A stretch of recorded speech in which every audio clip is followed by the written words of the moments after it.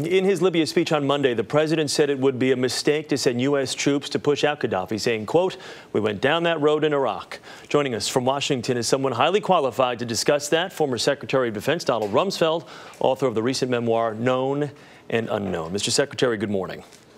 Good morning.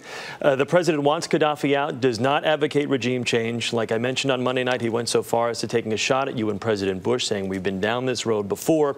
Isn't the president being a bit hypocritical?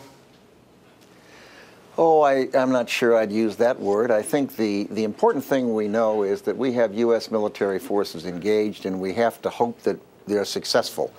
And second, I would say, is that the continued ambiguity by the president and the administration about whether or not Qaddafi will ultimately be gone is harmful. This is supposed to be a humanitarian effort. There's no doubt but that as long as the people on the ground are ambiguous as to whether or not Qaddafi's going to stay or leave, more people will be killed. Second, what's really important, of course, in that part of the world are Iran and Syria and Egypt and Saudi Arabia. And the signal that we're ambivalent about whether or not Qaddafi should go, once we're in there, it seems to me that ambivalence is harmful also in Syria, where there are riots and there are demonstrations, and where you have a regime that working with Iran is damaging American interests in Afghanistan, it's damaging American interest in Iraq. It's very harmful what they're doing. So right now, if you could scale this on a scale of 1 to 10, how bad is this for the U.S.? Should Qaddafi stay in power? Oh, imagine if you were in Libya and you were part of the Qaddafi regime in the military and you were debating whether to defect and help the rebels. As long as we keep saying he may or may not leave, they're harmful. It's very harmful. But let me ask you this about the rebels that you just talked of. In regards to arming the rebels, now the president has said, quote, yesterday, I won't rule it in, but I'm not ruling it out.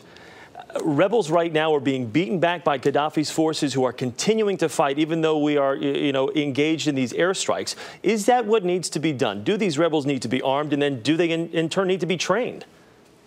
Well, if you're on the outside, there's a lot you don't know about what's actually taking place.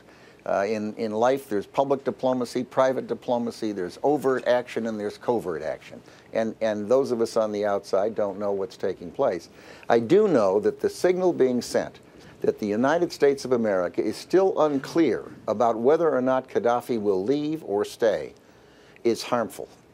What do you think the president should have said on Monday night that would have lended more clarity to the message of the end game here? I think at some point the United States and the coalition has to say to the people on the ground in Libya that Qaddafi will not stay. Once that happens, all the forces will start moving away from Qaddafi.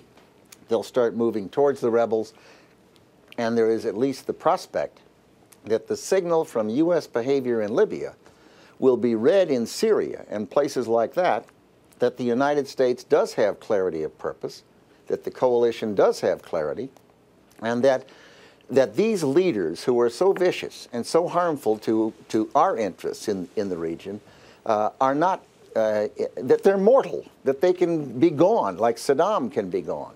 And I think that's an important message for people who are looking for freer political systems and freer economic systems, to have that confidence that those people are not going to be there forever.